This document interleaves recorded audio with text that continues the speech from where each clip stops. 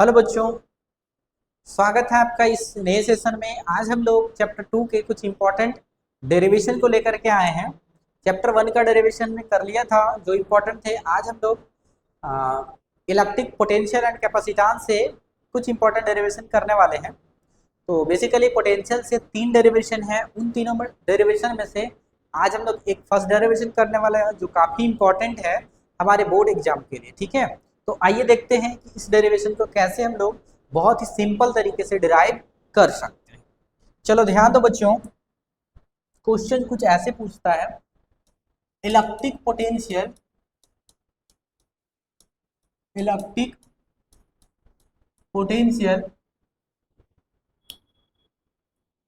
Eight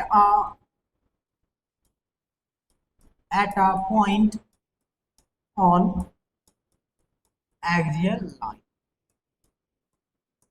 ठीक है, due to an electric dipole, कह सकते हो due to an electric dipole. Clear है बच्चों?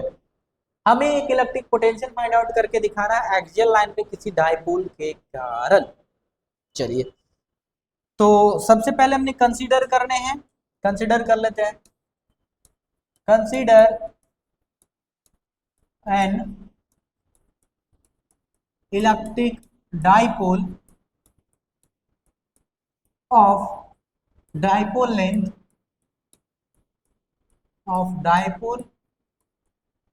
2l। ठीक है बच्चों, हमने एक डाइपोल को कंसीडर करा जिसका डाइपोल लेंथ 2l है। क्लियर है? तो जिस चीज को हम लोग कंसीडर करें उसको एज अ फिगर हम लोग दिखा देते हैं। तो आप ध्यान रखना, सिर्फ ध्यान देना, ठीक है।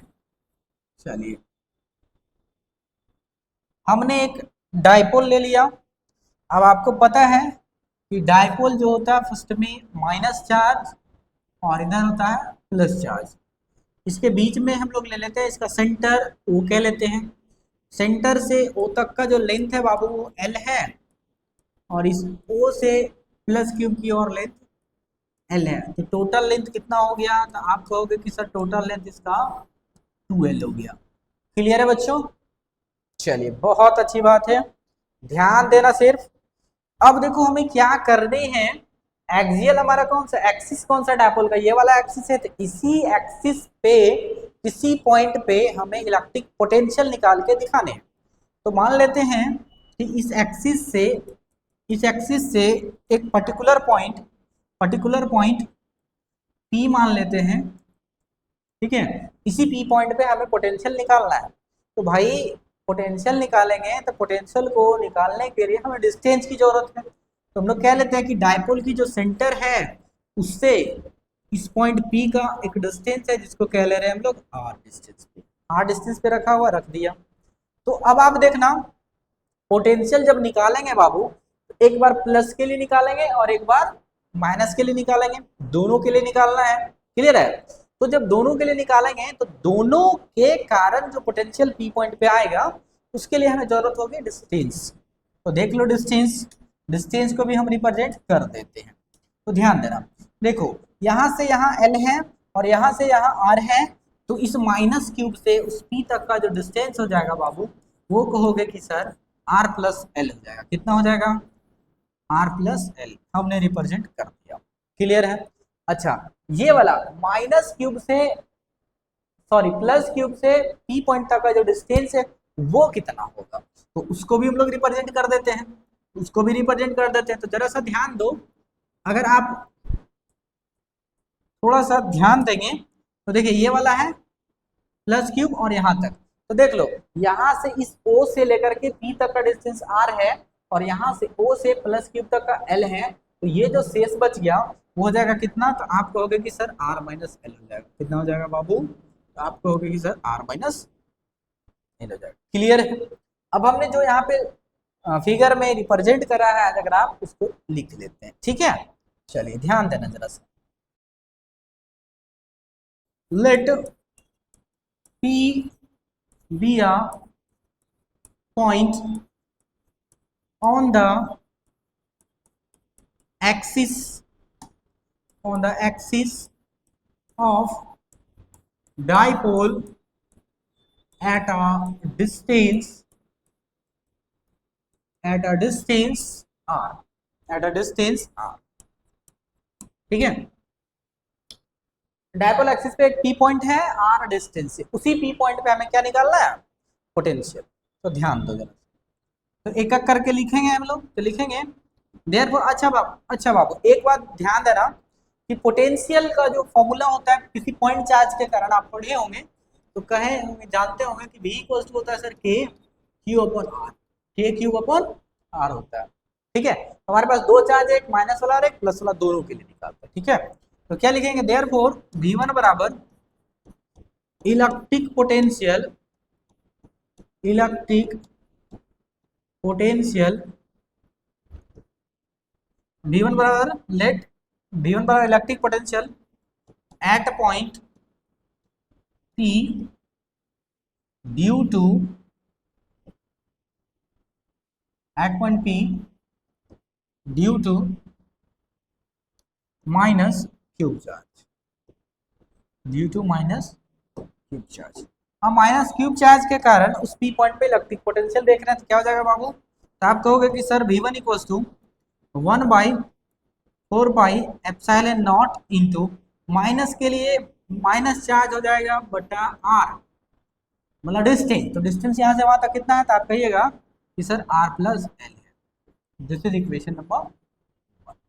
ठीक है, उसी तरीके से हम लोग प्लस वाले के लिए निकालेंगे, तो ध्यान देना उसी तरीके से अब हम लोग प्लस वाले के लिए निकालेंगे। ठीक है, तो क्या लिखेंगे, and v2 equals to electric potential, electric potential at point p due to positive charge, due to positive cube charge. Clear है बच्चों, कोई दिक्कत नहीं। क्या लिखेंगे, v2 इक्वल्स टू, तो कहिएगा आप 1/4 pi epsilon not Q by r minus L, r minus L, क्योंकि उसका डिस्टेंस r माइनस एल है। ठीक है, चलिए इसको कह लेते हैं, दिस इज इक्वेशन नंबर 2। अब हमें क्या करने हैं, उस P पॉइंट पे नेट निकालना है, नेट इलेक्ट्रिक पोटेंशियल निकालना है due to the dipole, whole dipole. तो लिखेंगे now net electric potential, electric potential at point P due to dipole. तो नेट निकालना है, तो नेट को कह देते हैं बाबू v, तो v इक्वल्स टू क्या हो जाएगा, v1 प्लस v2, दोनों का वैल्यू लिख दीजिए। v1 का वैल्यू क्या है, आप कहोगे sir 1/4 pi epsilon naught into minus Q by r plus L. ठीक है, plus 1/4 pi epsilon not Q by r minus L. ठीक, कोई दिक्कत नहीं। अब देखो जो प्लस वाले हैं एक साथ रखते हैं और माइनस वाले को उधर कर देते हैं। ठीक है, तो देखना जरा सा क्या हो जाएगा, v इक्वल्स टू, ये वाले पहले लिखिए या फिर कॉमन भी कर दीजिए। क्या कॉमन है, तो आप कहोगे कि sir 1/4 pi epsilon not common है और साथ में चार्ज भी कॉमन है, क्यूब, इस क्यूब चार्ज को कॉमन कर दिया। क्या बचा अंदर, प्लस वाले बच रहे हैं, तो आप कहिएगा कि सर 1/r माइनस एल और माइनस 1/r प्लस एल बचेगा हमारे, है ना। ये माइनस था, माइनस रख दिया, ये प्लस था, प्लस रख दिया। अब इन लोगों को सॉल्व करते हैं। ठीक है, आती है तो चल तू मेरे साथ में, Q by 4 pi epsilon naught, इन दोनों का एलसीएम लोगे, कहोगे r minus L into r plus L.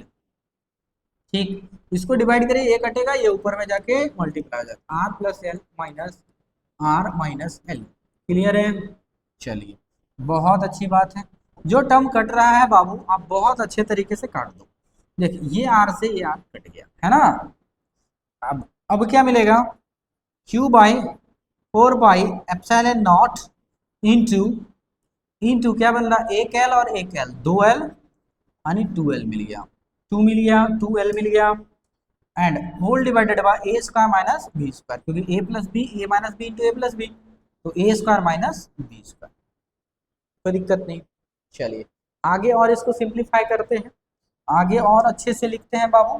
तो क्या हो जाएगा, तो आपको v equal to 1/4 pi epsilon naught into cube into 2l लिख देते हैं यहाँ, and upon r square minus l square. आपको पता है since dipole moment p equal to होता है क्यूब इंटू 2l, तो लिख देते हैं। तो v इक्वल टू क्या हो जाएगा 1/4 पाई एप्सिलॉन नॉट, और इसके जगह पे p upon r square minus l square. कोई दिक्कत नहीं, कोई दिक्कत नहीं, ये हमने करके दिखाया। अब कुछ डिस्कशन करते हैं, कुछ बातों को ध्यान में रखेंगे, उसकी मदद से कुछ रिजल्ट हमें देखने को मिलेगा। देख बाबू जरा सा, क्या है, अगर हम ऐसा कहें, डिस्कशन लिख लेते हैं, डिस्कशन। देखिए हम ऐसा कह रहे हैं कि सर इफ आर जो है वो बहुत बड़ा है किससे, एल से। ऑब्वियस सी बात है, फिगर में हमने देखा है कि आर जो वो कहाँ पे बड़ा है, किससे, एल से। तो जब आर बहुत बड़ा एल से, तो इसका मतलब एल जो है वो नेग्लेक्ट हो जाएगा, एल जो है वो नेग्लेक्ट हो जाएगा। It means that then r square, यहाँ स्क्वायर लिख लीजिए है ना, r square minus l square जो वो लगभग बराबर हो जाएगा इसका, आर स्क्वायर। क्यों, क्योंकि एल जो है बहुत ही छोटा है, तो उसको नेग्लेक्ट कर सकते। ऐसे में पता है आपको कि डायपोल लेंथ जो होता है, जो जिस लेंथ से डायपोल सेपरेट होता है वो बहुत ही छोटा है, लाइक 10⁻⁹ -9, 10⁻⁹ बहुत छोटा होता है। क्लियर है? हाँ, तो क्या मिल जाएगा v इक्वल टू, तो आप कहिएगा sir 1/4 pi epsilon naught into p by r square, p by r square, p by r square. ठीक है, मतलब ये कि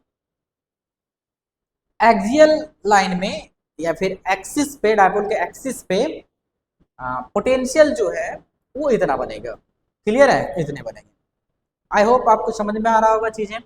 चलिए अब अगर हम बात करें बाबू, ध्यान दो, अगर हम बात करें यही कि सर इक्वेटोरियल पे कितना बनेगा, इक्वेटोरियल पे कितना बनेगा, ऑन द इक्वेटोरियल। दूसरा इसका आता है ऑन द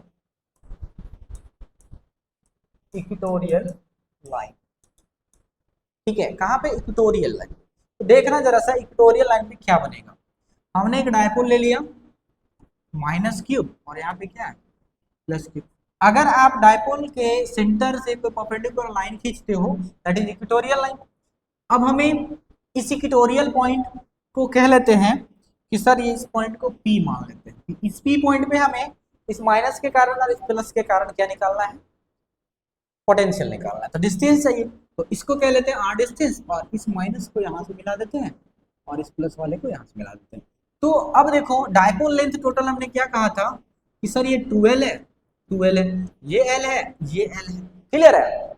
अब देखो, अब ये परपेंडिकुलर है तो यहाँ 90 डिग्री, तो एक एंगल ले लेते हैं ना, थीटा, ये ले लिया, तो ये इतना है, तो ये क्या दे देगा, तो ये कहिएगा, आपको बेसिकली पता है पाइथागोरस थ्योरम का यूज करिएगा, तो 90 डिग्री एंगल के सामने जो होता है वो होता है हाइपोटेनस, और एक्यूट एंगल के सामने जो होता है परपेंडिकुलर, जो बच जाता है वो होता है बेस। तो आपको पता है कि एच स्क्वायर इक्वल टू होता है p square plus b square.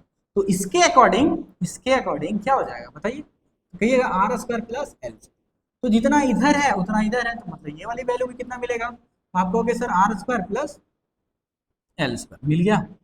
अब जरा सा ध्यान दो कि इस माइनस के कारण इस पी पॉइंट पे अगर पोटेंशियल निकालिएगा तो आपको क्या मिलेगा, तो आपको 1/4 pi epsilon naught into minus q by कितना, डिस्टेंस आर होता है तो root over r square plus L square. ठीक है, क्लियर है? आप इक्वेशन 1 मान लीजिए। एंड इस प्लस के कारण अगर इस पी पॉइंट पे निकालिएगा तो V2 क्या मिलेगा आपको, तो आप कहोगे कि sir 1/4 pi epsilon naught into plus q by root over r square plus L square. Clear है? इक्वेशन 2। अच्छा, पोटेंशियल में ध्यान रखो कि प्लस के लिए प्लस होता है, प्लस क्यूब के लिए प्लस होता है, माइनस क्यूब के लिए माइनस होता है। क्लियर है? अच्छा, अब नेट जब निकालोगे बी पॉइंट पे इस डायपोल के कारण जब निकालिएगा तो v इक्वल टू क्या लिखिएगा, v1 प्लस v2। अब आप खुद सोच के देखो ना कि इन दोनों को जब ऐड करोगे तो एक प्लस में एक माइनस में, क्योंकि सारी चीजें सेम है, तो क्या मिलेगा, तो आप कहोगे कि सर v इक्वल टू 0 मिल जाएगा, v इक्वल टू 0 मिल जाएगा। कॉन्सेप्ट क्लियर है? ठीक है, तो देखो हुआ क्या कि अगर आप इक्वेटोरियल लाइन के किसी पर्टिकुलर पॉइंट पे, इक्वेटोरियल लाइन के किसी पर्टिकुलर पॉइंट पे आप अगर पोटेंशियल निकालते हो तो उसका पोटेंशियल जीरो, कितना होता है, जीरो। क्लियर है, पोटेंशियल जीरो। यहां से एक छोटा सा कॉन्सेप्ट समझिएगा जो ऑब्जेक्टिव में सवाल अक्सर पूछे जाते हैं, देखिएगा, समझने की कोशिश करेंगे। हमने एक स्फेरिकल सेल ले लिया, एक स्फेरिकल सेल ले लिया बच्चा, ठीक है, क्लियर है। अब इस स्फेरिकल सेल के ऊपर हमने एक यूनिफॉर्मली चार्ज डिस्ट्रीब्यूट कर दिया, यूनिफॉर्मली चार्ज डिस्ट्रीब्यूट कर दिया प्लस वन, क्लियर है, कर दिया। हमने देख लिया कि इसके अंदर इलेक्ट्रिक फील्ड जीरो होता है, कितना होता है, किसी भी स्फेरिकल कंडक्टर या सेल के अंदर इलेक्ट्रिक फील्ड जो होता है वो जीरो होता है, क्लियर है। अब हमें ये पता करना है कि भाई इसके अंदर पोटेंशियल क्या जीरो होता है, आप कहोगे सर हाँ, बिल्कुल गलत, पोटेंशियल जीरो नहीं होते हैं। आइए समझते हैं।